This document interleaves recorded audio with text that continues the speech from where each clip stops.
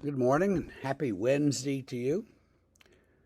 We're going to read Acts 16:16 through 18, not a very long passage.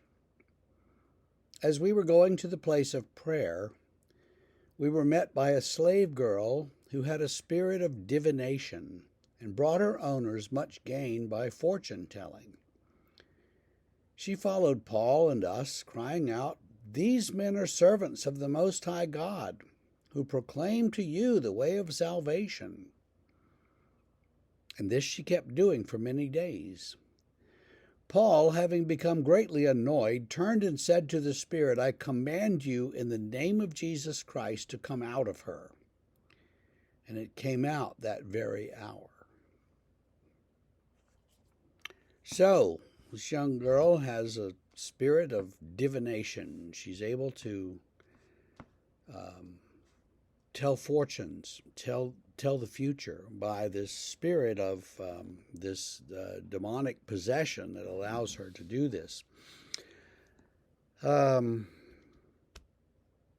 just remembering many years ago, I had a couple that I didn't know come to me and brought their mother. She was clearly mentally ill and had been in and out of the mental hospital in this community.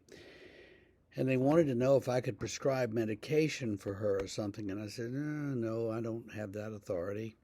Well, we need an exorcism or something. Something's wrong with her. Well, she'd gotten in trouble at the local Assembly of God church because when the time for singing and dancing and stuff was over, you were supposed to sit down, and she didn't sit down. She just kept going, and even the Assembly of God did not appreciate that much freedom of the spirit, and they kicked her out. And so I said, well, you wouldn't like our worship service because we're the frozen chosen, as they say.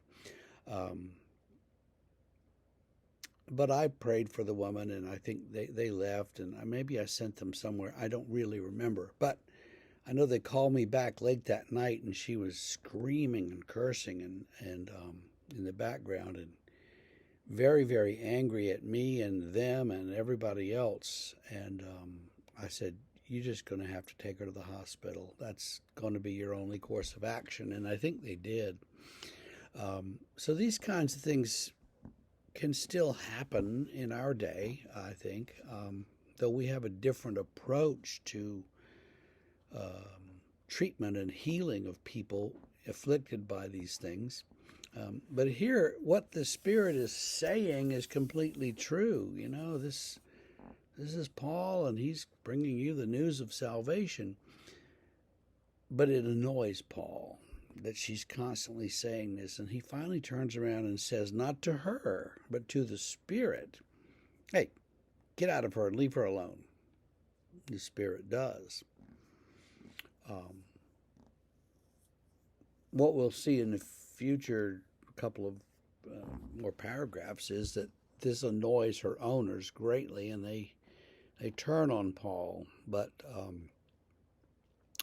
it's a situation right here where Paul is he's just annoyed. I think he had kind of a hot temper, and he didn't like this girl following him around. Even though what she was saying was true, he didn't like the way she was doing it and the things that were being done to her. And he says, we can't have this. Stop doing this. And so just like the woman that I met years ago, you wonder sometimes if these people that are afflicted in a certain way are really afflicted by something that they've chosen, or just afflicted and they can't help it. That's one thing here. This girl couldn't help what this spirit was screaming and saying. And you know, in our day, we'd say, well, get her some medication. In her day, they'd say, well, let's cast this spirit out of her. And you know, we meet people these days who have addictions and things, and who really don't like the life that they're leading, and don't like the life that that it's drawn them into, but they don't have any other choice, any option. They don't know what to do, how to get out from under this drug addiction that really does possess them. So I'm just thinking maybe we can be a little more open to this kind of thing and realize that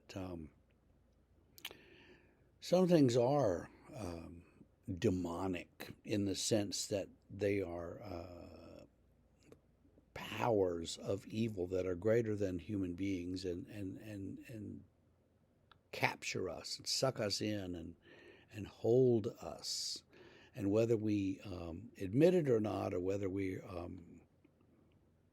seek treatment for our addictions or not, it's something that's going to take more than just deciding not to do that.